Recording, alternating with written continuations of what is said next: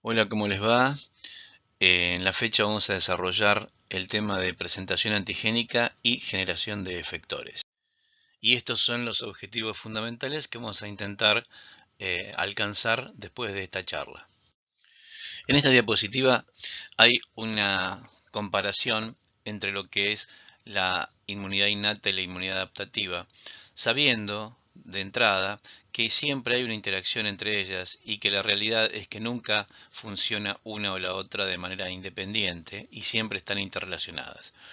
Entonces vemos que la respuesta innata es de respuesta inmediata, con componentes que están presentes antes de la infección, que reconoce un número acotado de patrones moleculares con los cuales reacciona, que no es clonal y que no es más eficiente en las subsiguientes exposiciones que se tenga al mismo antígeno, o sea que no presenta memoria. Y todo esto la diferencia absolutamente de lo que es la inmunidad adaptativa, donde en una prima infección existe un lapso de tiempo entre lo que es la exposición a ese antígeno y la respuesta, donde los linfocitos reconocen una gran cantidad de epitopes o determinantes antigénicos moleculares y emplean entonces un gran repertorio de receptores para poder reconocerlos, donde la respuesta es clonal, es decir, va a haber un clon específico de linfocitos que van a desarrollar respuesta cuando tengan contacto con el mismo antígeno la segunda vez, y obviamente esto está implicando la producción de una memoria inmunológica. Y este esquema nos sirve para entender lo que hablábamos en la diapositiva anterior. Vemos que en la inmunidad innata hay receptores de reconocimientos de patrones, que justamente lo que reconocen son patrones moleculares asociados a patógenos o a células dañadas, y que están ubicados en macrófagos, polimorfonucleares, células dendríticas, en el endotelio vascular, en los epitelios y también en algunas células de la inmunidad adaptativa. Mientras que en la inmunidad adaptativa justamente lo que tenemos son receptores antigénicos que son específicos de ese antígeno al que están destinados, y las moléculas son capaces de ser reconocidas tanto por receptores B como T. Es decir, esos antígenos son reconocidos por clones específicos de linfocitos T o B. Y entonces vemos que en la inmunidad innata una misma célula puede tener distintos receptores para distintos patrones, mientras que en la inmunidad adaptativa cada linfocito expresa un solo tipo de receptor antigénico para un solo tipo de antígeno. O sea que la especificidad está bien clara en cuanto a la diferencia entre los dos tipos de inmunidad. El reconocimiento de antígenos por receptores antigénicos, que tiene que ver con la inmunidad adaptativa, vemos en este esquema que el linfocito B, a través del receptor de la célula B, reconoce el antígeno en su conformación nativa y específicamente del antígeno reconoce una porción que se llama epitope o determinante antigénico.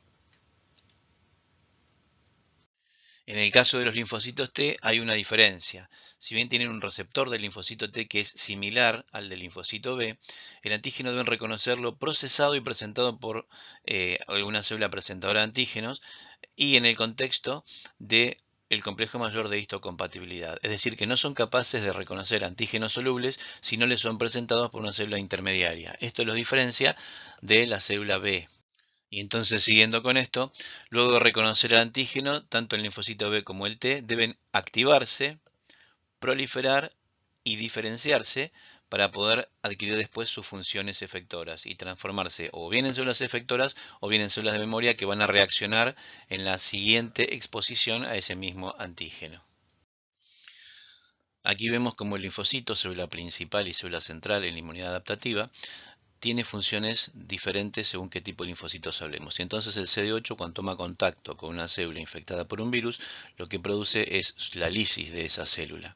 Mientras que el CD4 toma contacto con una célula intermediaria como el macrófago y genera linfoquinas o citoquinas a través de las cuales cumplirá la función inmunológica que deba hacer para eliminar esa anoxa.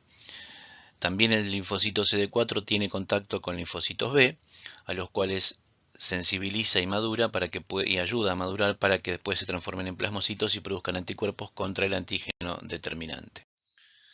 Entonces, en el inicio de la respuesta inmune adaptativa, uno sabe que las infecciones suelen ocurrir en cualquier tejido del organismo, pero el inicio de lo que es esa respuesta inmunológica adaptativa ocurre en los órganos linfáticos secundarios. Entonces la cuestión es que esos gérmenes que están en cualquier parte del organismo tienen que llegar a esos órganos linfáticos secundarios. ¿Cómo llegan?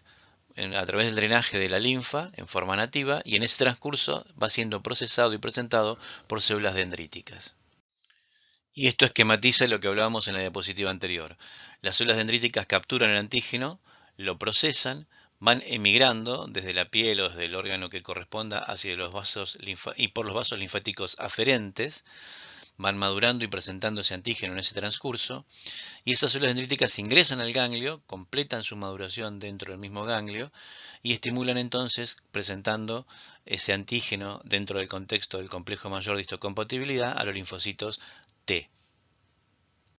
Y fíjense cómo en ese proceso de maduración va cambiando alguna de sus características la célula dendrítica, llegando, cuando está en el órgano linfático secundario, a tener una alta expresión de moléculas coestimuladoras que son del complejo mayor de histocompatibilidad de tipos 1 o clases 1 y 2 para cada tipo de linfocitos, con una alta capacidad de expresión de una quimoquina que es la CCR7 y con una alta capacidad de presentar antígenos a linfocitos T vírgenes, cosa que presentaba mucho menos cuando era inmadura. Entonces, el receptor de la célula T reconoce el antígeno presentado en el contexto de las moléculas del complejo mayor de histocompatibilidad, y justamente la función de esas moléculas del complejo mayor de histocompatibilidad es exponer al antígeno en la superficie de la célula para que sea reconocido por el linfocito T específico de ese antígeno. Entonces, los linfocitos CD4 y CD8 que están presentes tienen en su superficie correceptores que contactan con las moléculas del complejo mayor de histocompatibilidad de clase 2 y de clase 1. En el caso del CD4, que es el linfocito llamado helper, reconoce el complejo mayor de histocompatibilidad de clase 2 y estos se presentan, estos complejos, en linfocitos B, monocitos, macrófagos, células dendríticas, precursores eritroides y en el epitelio tímico. Mientras que en el caso de los linfocitos con molécula CD8 reconoce al complejo mayor de histocompatibilidad de clase 1 y este linfocito es el linfocito citotóxico. ¿Y dónde están estas? Presentes en todas las células nucleadas y no está presente, por ejemplo, en glóbulo rojo, en sincitio trofoblasto y en neuronas. Y aquí podemos ver una de las diferencias entre el funcionamiento del linfocito B y del linfocito T. El linfocito B puede reconocer el antígeno en su estado nativo, el antígeno soluble. El reconocimiento está mediado por la inmunoglobulina que forma parte de su receptor de membrana del linfocito B. Y en este esquema podemos tratar de diagramar un poco lo que es el ciclo de vida del linfocito B, que en su mecanismo madurativo sale por la célula estromal y va hacia el vaso, desde la médula ósea, donde termina de madurarse completamente. Y a través de la sangre llega al ganglio linfático y egresa por el ganglio, por el vaso linfático eferente. Es decir, entra por sangre, sale por el vaso linfático. El linfocito B, que encuentra el antígeno, forma un foco primario de proliferación. Algunas de estas células proliferantes migran hacia el folículo primario y forman un folículo secundario que tiene un centro germinal. Y se forma el plasmoblasto, una célula todavía inmadura, que migra hacia los cordones medulares y se va diferenciando hacia plasmocito, o bien deja el ganglio linfático. Y el plasmoblasto, que es migrante, se diferencia hacia el plasmocito entonces principalmente en médula ósea, pero también en otros tejidos. Recuerda entonces, el plasmocito, que sería la célula madura, es la que es capaz de producir los anticuerpos que correspondan. En cambio, en el caso de la inmunidad que está mediada por linfocitos T, el mecanismo de activación es bastante diferente. En el caso de la molécula CD8, o sea, el linfocito T CD8, el citotóxico, reconoce al antígeno presentado en el complejo mayor de histocompatibilidad de clase 1. Y todas las células nucleadas, excepto los glóbulos rojos, los sincitiotrofoblastos y las neuronas, presentan este tipo de complejo. Mientras que la molécula CD4, es decir, el linfocito T CD4, el linfocito helper, reconoce al complejo mayor de histocompatibilidad de clase 2, y donde está presente en los linfocitos B, monocitos, macrófagos, células dendríticas, precursores eritroides y en el epitelio tímico. Ahora bien, la activación de la célula T virgen imprescindiblemente requiere una segunda señal, que también será emitida por la célula dendrítica. Entonces, tenemos la primera señal, la señal número 1, es impartida por el reconocimiento del péptido antigénico que se presenta en el contexto de las moléculas del complejo mayor de histocompatibilidad a través del receptor de la célula T. Y la segunda señal, que es impartida por el reconocimiento de las moléculas que son coestimuladoras y que están expresadas por la célula dendrítica, que son la CD80 y la CD86, que también se conocen como molécula B7, y por la molécula CD28 expresada por el linfocito T. Y entonces la unión del CD28 del linfocito con el CD80 o CD86 provee la señal 2 de la activación de ese linfocito y le permite que sintetice la cadena alfa del receptor B de interleuquina 2 y comenzar entonces la producción propia de interleuquina 2, que es la citoquina encargada de inducir la expansión clonal de los linfocitos T. Y fíjense la importancia de la segunda señal, porque aquellos linfocitos T vírgenes que reconocen el péptido antigénico pero no reciben la segunda señal, sufren un proceso de anergia que es irreversible y que los lleva a la muerte. Y como todo en el sistema inmune, hay que remarcar que el linfocito T virgen, como la célula dendrítica, se activan recíprocamente en el órgano linfático secundario. Y esta figura es un esquema justamente de lo que ocurre con la primera y segunda señal en la interacción entre la célula dendrítica y la célula T. Y este esquema lo que marca es un resumen de lo que veníamos desarrollando hasta ahora. La presentación a través de la célula presentadora de antígeno hacia las células CD4 o CD8 con reconocimiento de ese antígeno, la activación de estos dos tipos celulares, la expansión clonal hacia el antígeno que le fue presentado con la capacidad de individualizarlo a futuro y la diferenciación hacia células efectoras o células de memoria. En el caso de las células efectoras de tipo CD4, lo que hacen es activar a los macrófagos, a las células B y otro tipo de células, y en el caso de las CD8, lo que hacen es matar a células infectadas, que son órganos blancos, y activan macrófagos. Volviendo al esquema de las etapas de la activación, aquí podemos observar cómo desde la activación, desde los macrófagos, de los linfocitos T, CD4, y de acuerdo a las necesidades y al perfil de citoquinas que vaya predominando, una célula naive puede dirigirse en su evolución hacia distintos tipos de linfocitos T helper, desde T helper 1, T helper 2, T helper 17, T helper 22, los cuales, como veremos más adelante, cumplen funciones absolutamente diferentes dentro de lo que es la inmunidad adaptativa que estamos estudiando. Esto queda evidenciado en este gráfico que muestra la capacidad plástica que presenta la respuesta TCD4 positivo, y con cada perfil de efector se produce un patrón de citoquinas que es particular y que vamos a ir desarrollando en las próximas diapositivas. Pero tengamos en cuenta que a partir de un linfocito TCD4 positivo y según la capacidad de respuesta de interleuquinas, podemos tener linfocitos que actúen de distinta forma, una respuesta TH1, una TH2, una TH17, los linfocitos T reguladores, los linfocitos TH3 y aquellos linfocitos foliculares que tienen que ver con la respuesta TB. Vemos entonces que aquellas funciones que están mediadas por células de tipo TH1 están vinculadas con la inmunidad frente a microorganismos intravesiculares y a virus, y tienen que ver también con la autoinmunidad. Los linfocitos TH1, los helper 1, activan macrófagos infectados con bacterias que proliferan en sus vesículas intracelulares, por ejemplo, las micobacterias. Y un ejemplo de esto es la formación de granuloma, donde el linfocito T helper 1, actuando a través de la interleuquina interferón, atrae macrófagos y se genera una estructura que es el granuloma, cuya finalidad justamente es contener la infección por patógenos que no logran ser eliminados de inicio. Esto es un ejemplo, por ejemplo, en el caso del Mycobacterium tuberculosis. En el caso de las funciones que están mediadas por células tipo TH17, su trabajo consiste en actuar en la inmunidad frente a ciertas bacterias extracelulares y hongos, tienen relación con la autoinmunidad y participan en la homeostasis de la mucosa gastrointestinal. Todo esto a través de la producción de cierto tipo de interleuquinas que la caracterizan, como es la interleuquina 22, la 17 o la 17A o F, por ejemplo. En el caso de los linfocitos TFH, son cooperadores de los linfocitos B y les dan la posibilidad de la segunda señal de activación. Lo que hacen es activar al linfocito B que expresa en el complejo péptido, complejo mayor de histocompatibilidad para el cual ellos están sensibilizados, al cual es específico, y de esa manera puedan diferenciarse a células productoras de anticuerpos o plasmocitos.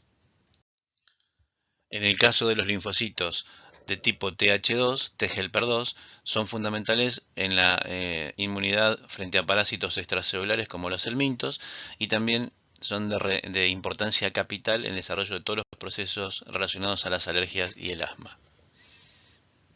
Y si nos detenemos en cuáles son los mecanismos efectores por los cuales la respuesta TH2 se hace visible, es que a través de la presentación de glucanos, lipoproteínas, proteasas y ribonucleasas que son parte de la estructura parasitaria hacia los mastocitos y a los basófilos y también las células NKT, se genera la producción de interleuquina 4. Y esta interleuquina 4 lo que hace es favorecer la diferenciación del linfocito naive hacia un linfocito TH2, que va hacia el ganglio linfático por un lado, estimulando la célula B y generando un isotipo que produce inmunoglobulina E, mientras que en el tejido periférico promueve la degranulación de mastocitos, estimula la secreción de mucosas, estimula el peristaltismo. Con esto lo que se genera es la expulsión del parásito del organismo.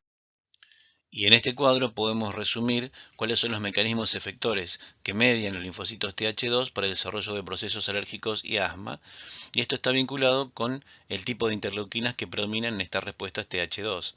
Entonces, la interleuquina 4 lo que genera es una promoción del switch hacia el isotipo IgE. La interleuquina 5 actúa generando eosinofilia. La 9 produce mastocitosis. Las interleuquinas 4, 9 y 13 estimulan la producción de moco, que es un elemento fundamental en la producción de asma, en la génesis del asma. Y la 4 y 13 producen una hiperreactividad bronquial y remodelación de la vía aérea. Hay un grupo fundamental de células T que son las células T reguladoras, que pueden ser naturales y migran desde el timo y tienen capacidad regulatoria. Y hay otras que son inducibles y migran desde el timo como linfocitos T vírgenes y adquieren entonces su capacidad regulatoria en los órganos linfáticos secundarios. También controlan la actividad de clones T autorreactivos y limitan el daño colateral en tejidos asociados a respuestas inflamatorias intensas que se dan frente a microorganismos patógenos o bien a la flora comensal. Y volviendo a este esquema de las etapas de la activación, nos vamos a centrar ahora en los linfocitos T CD8.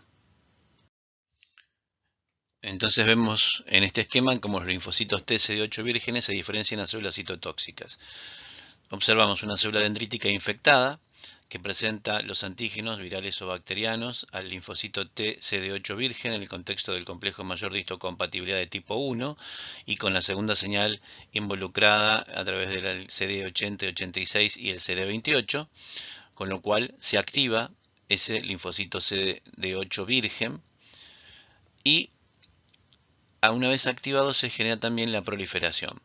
Entonces, una vez proliferado ocurren dos cosas. Por un lado, se van a diferenciar a linfocitos T CD8 de memoria, que son aquellos que van a quedar para una segunda instancia en caso de un nuevo contacto con ese tipo de antígenos. Y por otro lado, aparecen los linfocitos T CD8 citotóxicos que, produciendo perforinas y granzimas, secretan ese contenido granular y le producen lesión y apoptosis de la célula infectada.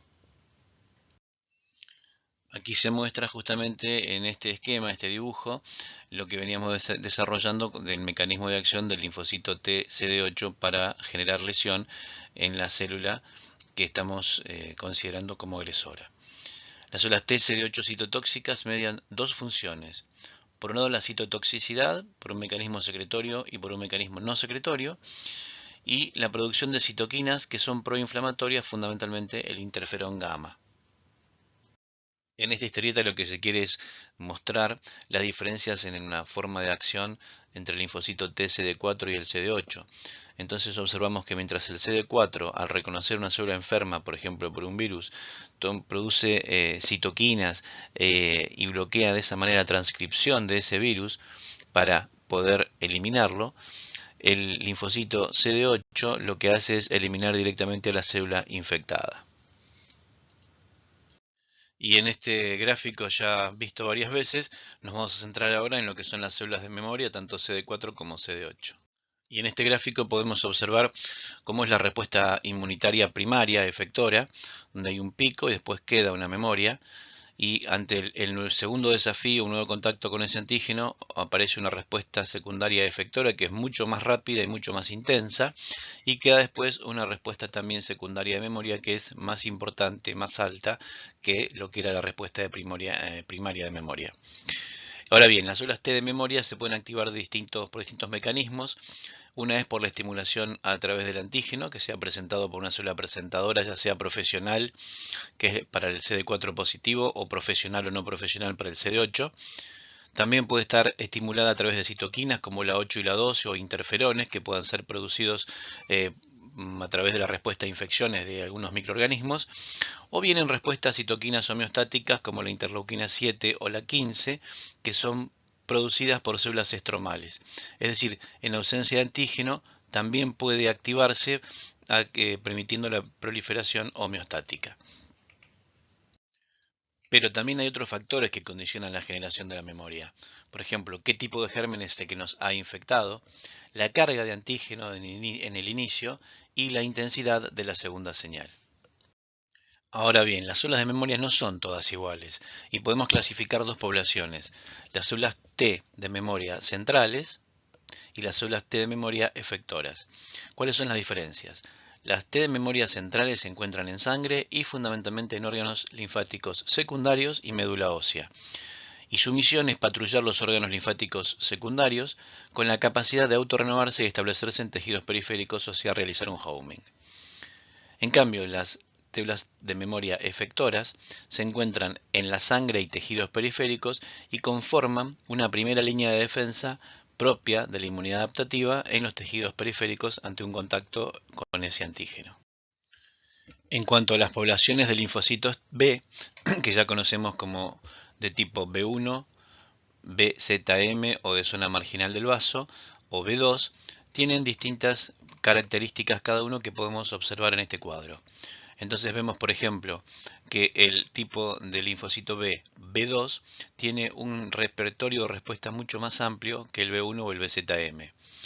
El requerimiento de colaboración con los linfocitos T helper foliculares es importante solamente en el linfocito B, B2.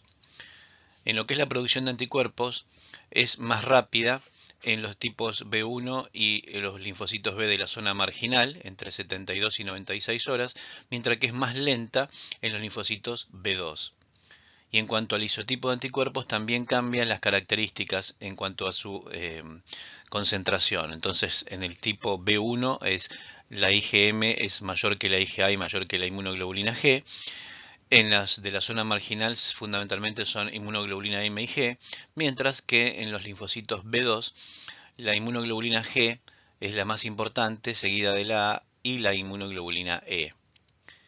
La especificidad de anticuerpos es más alta y más específica, aunque son polirreactivos en los linfocitos B2, tienen menor afinidad los B1 y los de la zona marginal.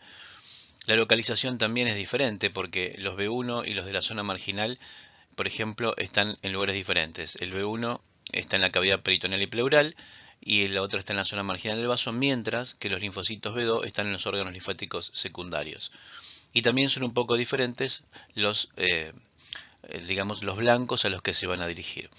La actividad protectora de los B1 está dirigida hacia las bacterias capsuladas y los virus, los de la zona marginal a bacterias capsuladas y virus también, mientras que los B2 tienen bacterias intra y extracelulares, excepto los capsulados, los virus y también los parásitos.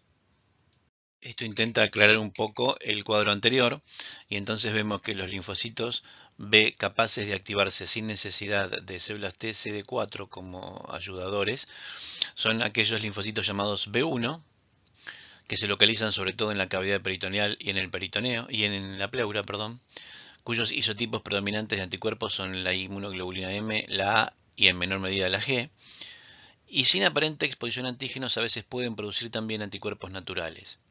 Mientras que los linfocitos B de la zona marginal se localizan justamente en la zona marginal del vaso y el isotipo predominante de anticuerpos es la inmunoglobulina M y la G. Estos actúan y producen rápidamente anticuerpos en 3 o 4 días después de ingresado el antígeno o microorganismo al cuerpo y son relevantes en la protección contra bacterias capsuladas como el neumococo, el Haemophilus influenzae o el meningococo.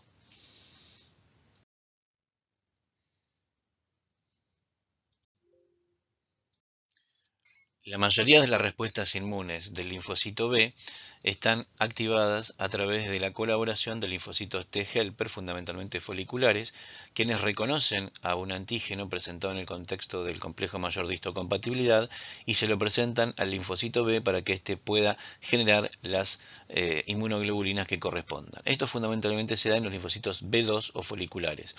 Por otro lado, hay otras respuestas que son independientes de las células TFH, que están dadas por los linfocitos B1 y B2, fundamentalmente de la zona marginal del vaso.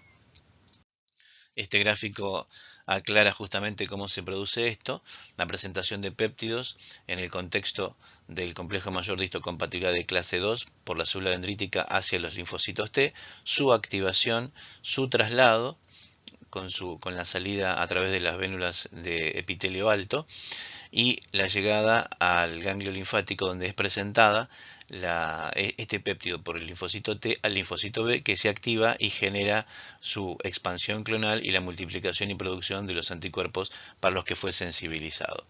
En todo esto tienen una relación muy importante las citoquinas y las quimoquinas que se pueden ver ahí en el gráfico.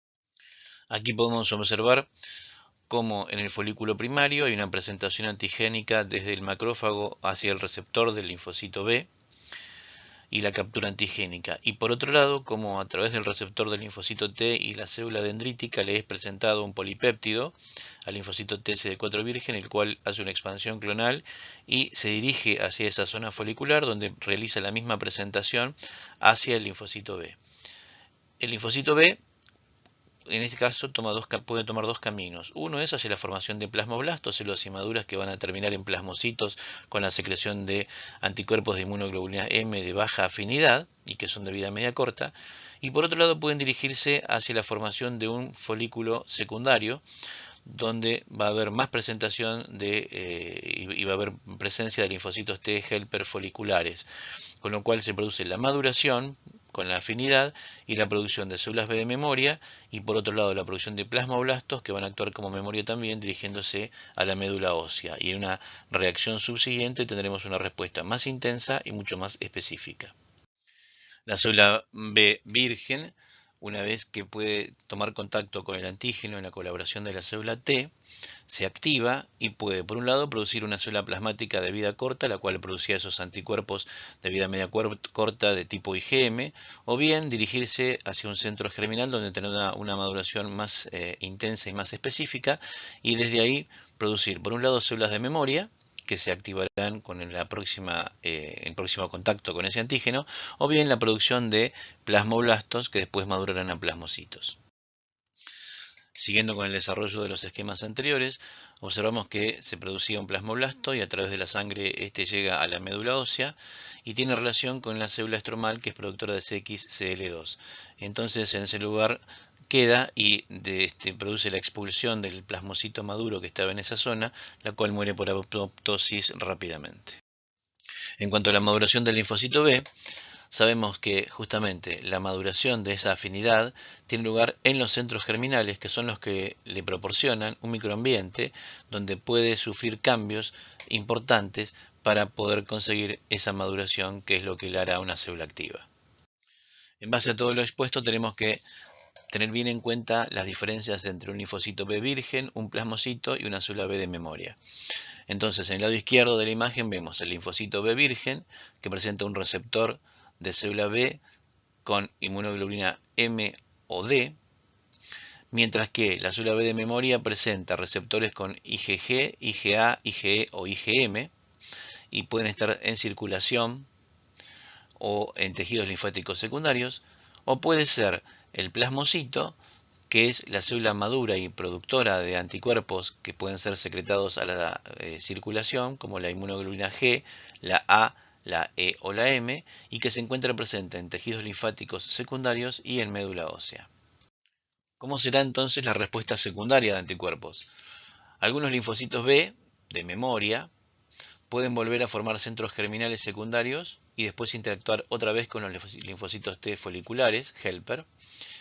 O puede ocurrir que el centro germinal secundario genere nuevos linfocitos B de memoria, con inmunoglobulinas de mayor afinidad por el antígeno que los había sensibilizado, y puede haber o no cambio de isotipo de inmunoglobulina. Por otro lado, los linfocitos B de memoria interactúan con linfocitos T foliculares de memoria también, proliferan y pueden diferenciarse a plasmocitos sin volver a formar un centro germinal. Es decir, que la respuesta secundaria puede adquirir distintas características según lo que pueden coexistir según las necesidades del organismo. Las células B de memoria pueden activarse de dos maneras. Una es en respuesta a la estimulación del receptor de la célula B por el antígeno, y la segunda forma es en respuesta a la estimulación de receptores de reconocimiento de patrones o bien por citoquinas, lo que se llamaría estimulación bystander.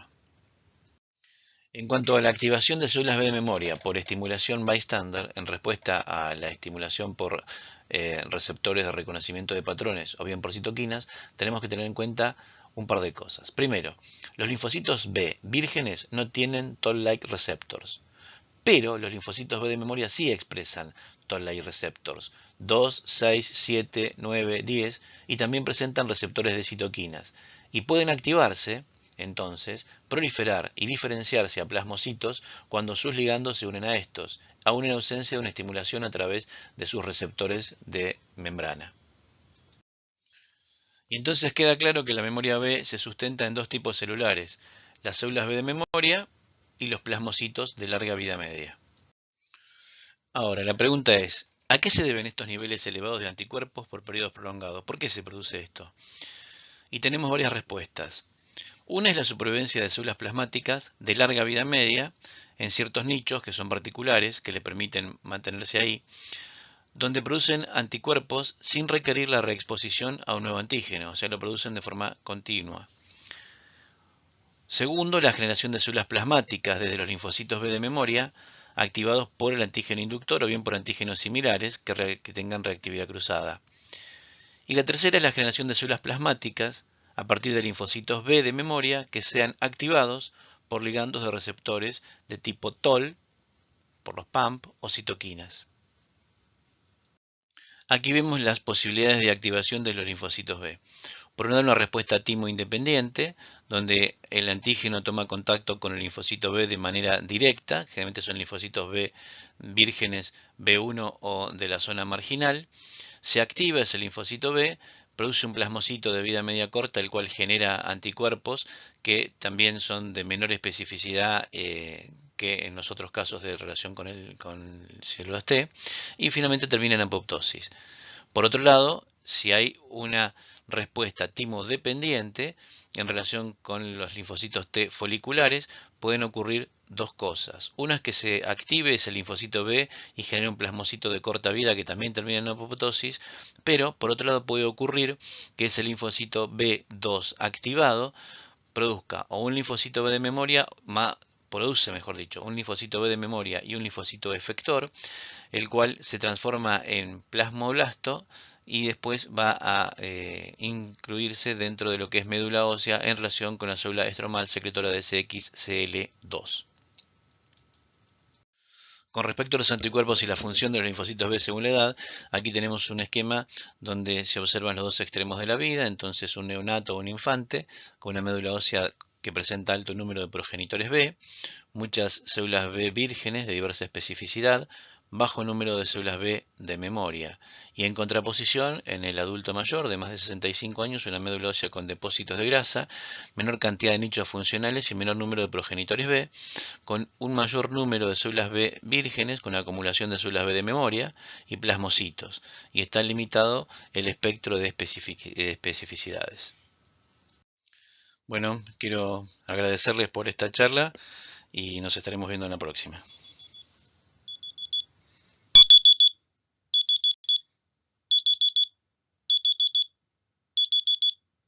Ya se pueden despertar.